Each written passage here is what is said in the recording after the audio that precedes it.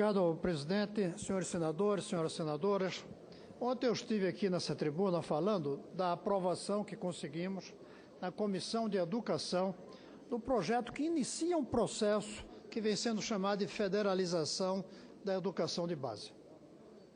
E hoje eu li pela agência do Senado, a matéria do jornalista Rodrigo Batista, comentários do ministro Jeanine, pessoa pela qual eu tenho o maior respeito, e que eu fiz questão de parabenizar a presidente Dilma quando o nomeou, fazendo alguns comentários, e eu aproveito essa tribuna para explicar aquilo que ele não entendeu.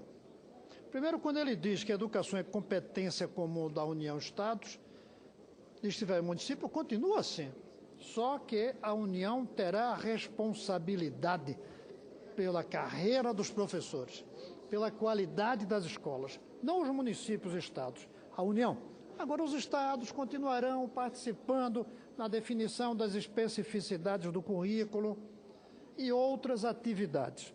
Quando ele diz que isso vai levar um longo tempo, é verdade, vai levar um longo tempo, porque a educação não se faz de um dia para o outro, mas está parado. Vai levar um longo tempo andando, caminhando, cidade por cidade. A proposta que eu elaborei, que foi aprovada, permite que em 2 anos tenha havido a revolução educacional em uma cidade, 2, 3, 5, 10, não nas 5.564. Para chegar a todas, vamos precisar de 20 anos. O projeto de lei fala em 3 milhões de crianças novas por ano sob o patrocínio da União. E quando ele fala que não podemos automaticamente aplicar esse padrão das escolas federais, que são as melhores do Brasil, para as atuais municipais, totalmente de acordo. Então, ministro, demorará, mas começará, e hoje não está começando ainda. E, finalmente, quando ele fala que centralizar tudo em Brasília é um erro. Centralizar a gestão é um erro. Por isso, o projeto defende a descentralização, escola por escola, como já é hoje. Como já é hoje nas universidades, nas escolas técnicas, nas escolas militares. Ou seja, é mais descentralizado do que é hoje, em que o chefe é o prefeito. Aí o chefe vai ser a comunidade de cada escola. Senhor presidente, dito isso, eu quero aproveitar hoje, e essa é a intenção de ter vindo aqui, para ler um documento que me chegou às mãos, que eu não vou ler inteiro, mas vou ler uma boa parte, que é uma carta aberta de um grupo de 35 entidades e mais 193 pessoas, até o momento que isso foi publicado, já faz um mês, ao ministro Levi. Mas não é uma carta, senador Assir, que fala de ajuste, que fala de juros. Não. Fala de algo em favor da redução de gastos. Fala do absurdo que parece a essas pessoas, e a mim também, de gastar alguns bilhões de reais em um país em crise para fazer mais uma central nuclear em um país que não precisa de central nuclear para gerar energia. Apenas 3% sai das centrais nucleares que nós temos. Para que fazer mais uma? No momento que o mundo inteiro contesta a correção do uso de energia sob fontes nucleares. Essas pessoas fizeram uma carta que começa dizendo: senhor ministro, temos seguido pelos jornais seus esforços para diminuir os gastos do governo. Ou seja, começa se solidarizando com a redução dos gastos.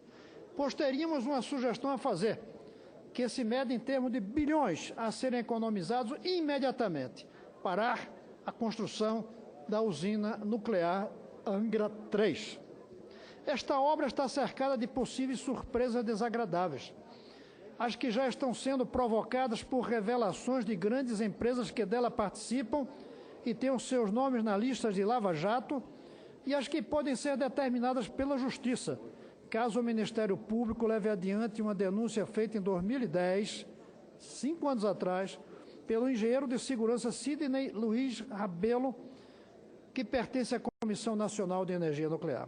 Sua denúncia, que seus superiores tentaram desmentir sem conseguir, foi a de que o projeto de Angra 3 é anterior aos grandes acidentes ocorridos a partir de 79 e não foi atualizado para adequar-se às novas normas de segurança que a Agência Internacional de Energia Nuclear editou em função dos acidentes. o procurador federal, então em exercício, em Angra dos Reis, transformou a denúncia do engenheiro Sidney em recomendação, bem fundamentada, em um processo de 4 volumes, a que, infelizmente, a Eletronuclear respondeu com a usual tecnicidade enganosa. Senhor ministro, para esta obra, até que um dia o projeto seja revisto, lhe daria também a oportunidade de mostrar que, além de cuidar da economia, senador Capiberibe, Vossa Excelência, senador Levi, se interessa pela segurança e bem-estar da sociedade. Preocupa-se, portanto, em evitar que venha a acontecer um acidente nuclear no Brasil, provocado por falhas de projetos, como os ocorridos em Chernobyl e Fukushima.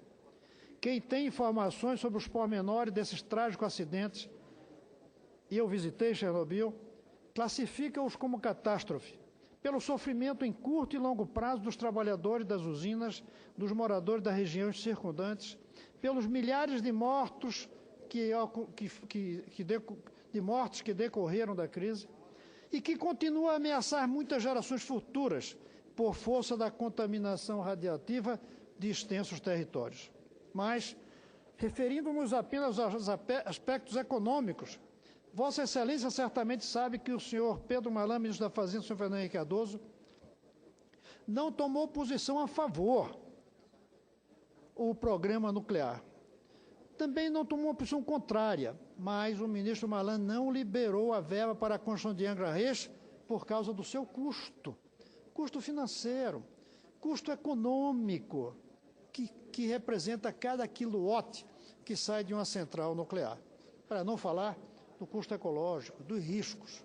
Sabe também, senhor ministro Levi, que um pedido de financiamento a bancos europeus para terminar a obra ficou muitos meses pendentes, por falta de resposta brasileira a questões da companhia de seguros alemã Hermes, relativos à segurança da usina, e que esse pedido de financiamento foi então repassado à nossa Caixa Econômica Federal, que não pediu nenhuma informação desse tipo e atendeu imediatamente à determinação, sem os cuidados devidos, como tomaram as empresas, as agências de segurança, de seguros alemães.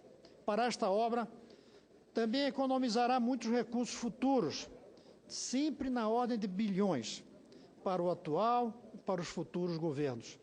Se a obra for realizada e tivermos que desativar o programa nuclear posteriormente, como está fazendo a Alemanha, como está fazendo o Japão, como está fazendo a Itália, o simples desmonte de uma usina e sua descontaminação, que chamam de descomissionamento, pode durar de 20 a 60 anos, com custos em geral maiores do que o próprio custo da construção da usina.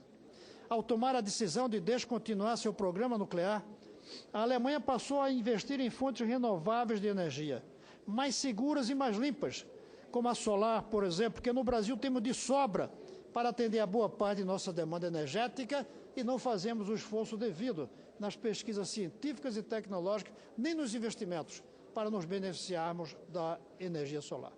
Hoje, se quisermos de fato implantar energia solar no Brasil, vamos ter de comprar equipamentos estrangeiros, que não estamos investindo no Brasil para isso, enquanto investimos numa central nuclear, quando os outros países estão abandonando, senador Jada, a alternativa nuclear. É bom lembrar que esses descominação, nunca poderão ser deixados para depois, uma vez que centrais nucleares compõem-se de diversos edifícios, com equipamentos que não podem ser abandonados na natureza, com grandes quantidades de rejeitos radioativos. Lembremos da Goiânia, onde somente 19 gramas de cloreto de césio 137, deixadas no equipamento de radioterapia desativado, causaram logo a morte de 11 pessoas, contaminaram 600 outras e exigiram gastos altíssimos para colocar os lixos nucleares.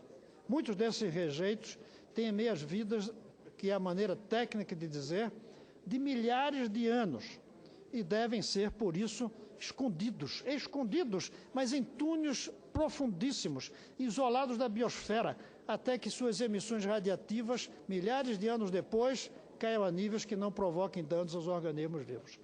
Senhor presidente, senhores senadores, é uma longa carta que merece ser lida e que eu vou distribuir para cada senador. Não vou aqui tomar o tempo para ler tudo. Vou ao final. Terminando, podemos lhe dizer, senhor ministro Levi, assim dizem os que assinam essa carta, e eu sou um dos que assinou a carta, podemos lhe dizer que suas previsões de despesas poderão explodir com a elevação contínua de custos exigida pela segurança da usina. O senhor ministro deve estar informado de que a Areva, que é a empresa francesa detentora de um dos contratos para a terminal Angra 3, está entrando em falência, senador Capiberibe, por causa desses custos, e não está conseguindo terminar nem a moderníssima usina Flamanville na França, nem outra igual que vendeu para a Finlândia. E a gente comprando uma usina dessa empresa. É certo, e é o último parágrafo, senhor presidente, que vai ser difícil convencer a presidenta Dilma de parar Angra 3.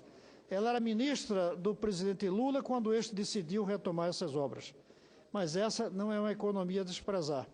Mesmo pagando algumas multas empreiteiras, será muito mais barato para o momento que busca ajuste, onde falta dinheiro, e para o futuro, onde sobrará radioatividade se acontecer alguma tragédia, será muito mais barato parar pagando algumas multas às empreiteiras do que continuar. Talvez a gravidade da atual crise faça prevalecer o bom senso no Planalto. Essa é a carta, senhor presidente, assinada por, naquela época, 35 organizações, 193 cidadãos e cidadãs, entre os quais eu me incluo com muito orgulho. Senhor presidente, eu vou distribuir essa carta a todos os senadores e eu gostaria de pedir uma reflexão de nossa parte para tentarmos influir na estancagem, na parada, na suspensão disso que pode ser um imenso erro, que se acontecer, não vai mais dar tempo de corrigir. É isso, senhor presidente.